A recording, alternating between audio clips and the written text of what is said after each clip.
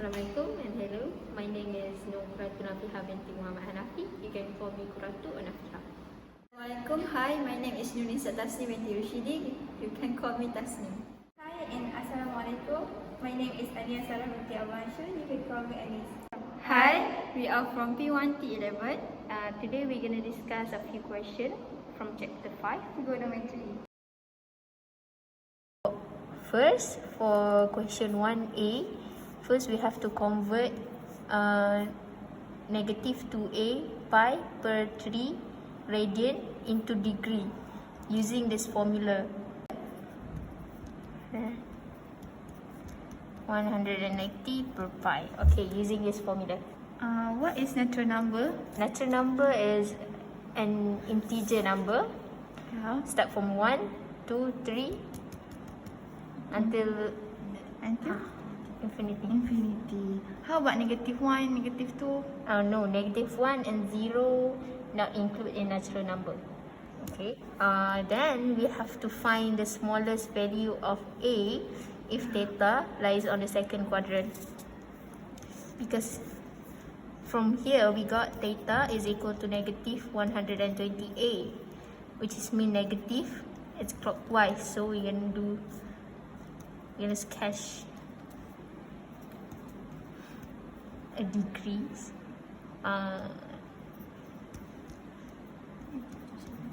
Okay, so it's gonna be here. This is quadrant 2. So for a, negative 120a is gonna be greater than negative 360, less than negative 190. Why negative 120a is greater than negative 360? Because it is clockwise. Okay, for question B, we have to show that secant 7 pi per 6 is equal to negative 2 sec b per b. So as we know, secant 7, we're gonna replace pi with 180 degree. Divided by 6 is gonna be secant 210 degree. So from this, as we know, secant is equal to 1 per cos 210, and then from here we're gonna change it into cos 180 plus 30, and then it's gonna be negative cos. This one is gonna be negative cos 30. So from here we're gonna solve using special angle.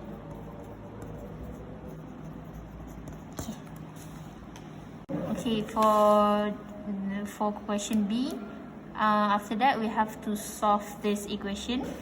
First of all, we have to rationalize the denominator. So it's gonna become like this: secant square beta minus sec 3 per 3 secant beta equal to 2, and then we're gonna bring 2 to the left, so it's gonna be like this. And then at last the equation will be like this.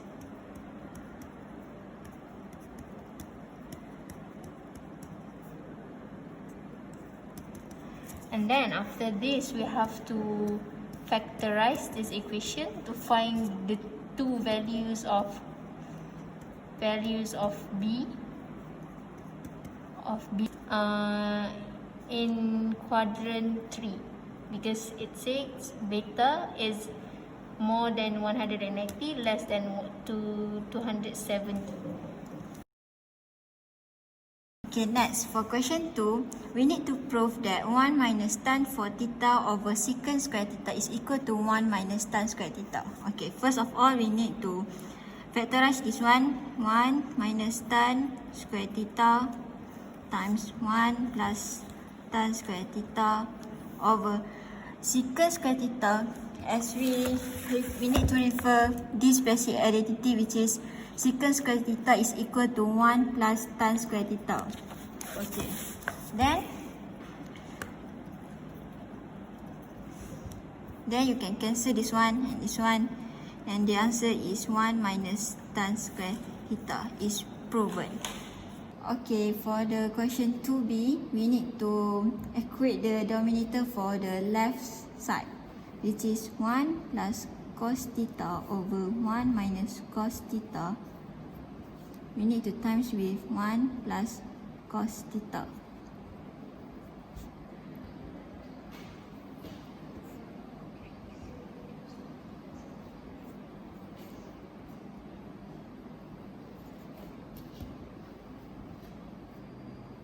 Okay, at the last form, this equation, it will become cos theta plus cos theta plus cos theta plus cos theta over 1 minus cos square theta. This we can simplify this equation to 4 cos theta over 1 minus cos square. Okay, from this, as we know, 1 cos theta, it will become for 1 sin square theta. How we can get this? Because it's we need to refer the basic identity, which is sin square theta plus cos square theta equal to 1. So if sin square theta equal to 1 minus square theta, is this one. Alright. Okay, next for question 3, we need to simplify each following expression into a single term trigonometric term. First of all, A, secant theta cosecant theta minus tan theta. As we know, secant theta is equal to 1 over cos theta, and cosecant is 1 over sin theta, and tan theta is equal to sin theta over cos theta. Then we need to simplify this one to this one.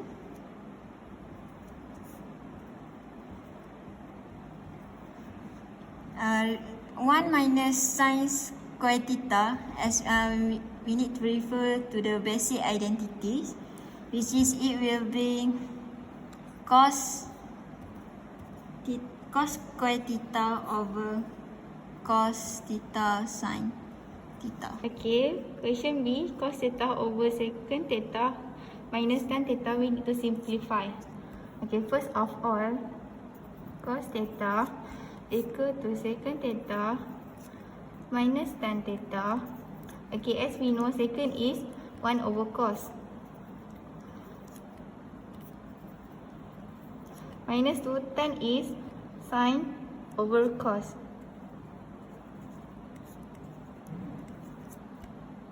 Okay, this equation we simplify into this. Okay, as we know, cos square theta, we refer to basic identity. Cos theta is equal to 1 minus sin 2 theta, sin square theta. Okay, this is 1 minus sin 2 theta over 1 minus sin theta. Okay, this we need to factorize. Okay, to solve the equation. Okay, the formula of cos for x is cos square 2x minus sin square 2x, which is we can get in double angle formula. This formula. Okay, and then we simplify into this. We need to change sin square 2x into 1 minus cos square 2x, which is we can get in basic identity. This we can equals to 1 minus cos x.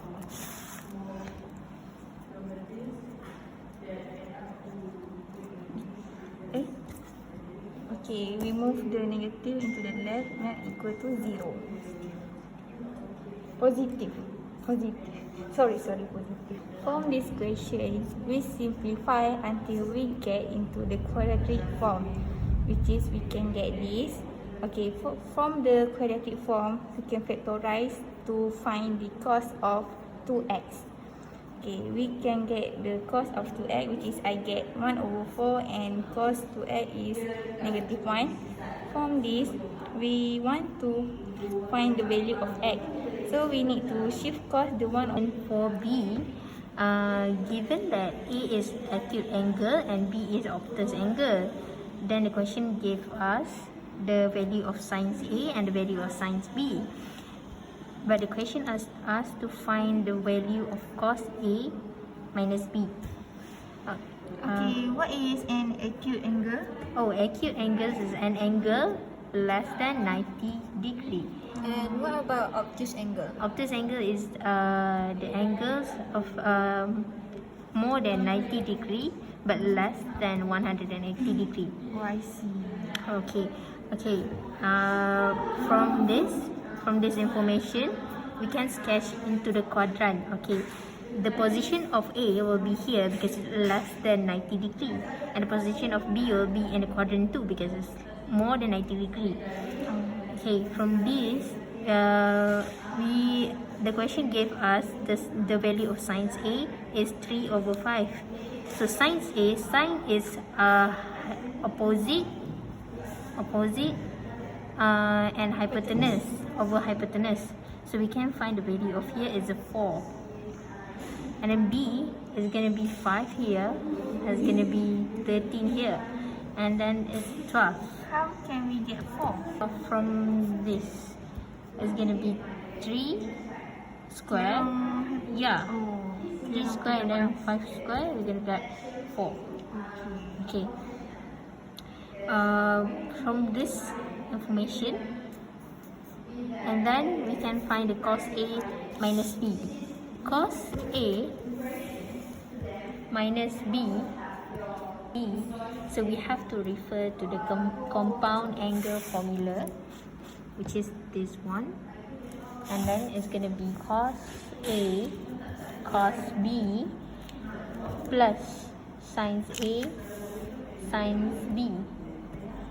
Okay, sines A and sines B is already given, so we just have to we have to. But what is the value of cos A? Cos A is sine over hypotenuse. Sine over hypotenuse, then it's going to be It's gonna be 4 over 5. Okay, before I forget, 12 it has a minus because it's to the left, so I have a minus. And then cos B is going to be the value of cos B. 4 No. Cos B. Cos B. Negative 12 over 30. 13. Okay, good. Then we're going to find the values. For question number 5, we have to find all the angles that satisfy this equation. Okay, from this equation, sin x plus 45, we can refer to the compound angle formula, which is this one and this one. Okay, so for sin x plus 45, it's going to be sin x cos 45 plus cos x sin 45 degree. And then for cos, it's going to be cos x cos 45 minus sin x sin 45. So we simplify from this equation. We have to find the value of cos 45 from the special angle. We have special angle to find the value of cos 45. Simplify from this equation, we're going to get 3 2 set 2 sin x equal to negative 1 cos x. So from this equation, we're going to bring cos to this side. It's going to be sin x divided by cos x negative 1 per 2 square So as we know that sin x over cos x Is equal to tan x. yes. So this value we're gonna get negative 1/3. So from this we can find the value of x. The value of x will be in a range of 0 degree and 360. Will be in a range of this. That's all from our group. We hope that our discussion will help you on answering trigonometry question. Thank you for spending your time. See you again. Bye bye. Assalamualaikum.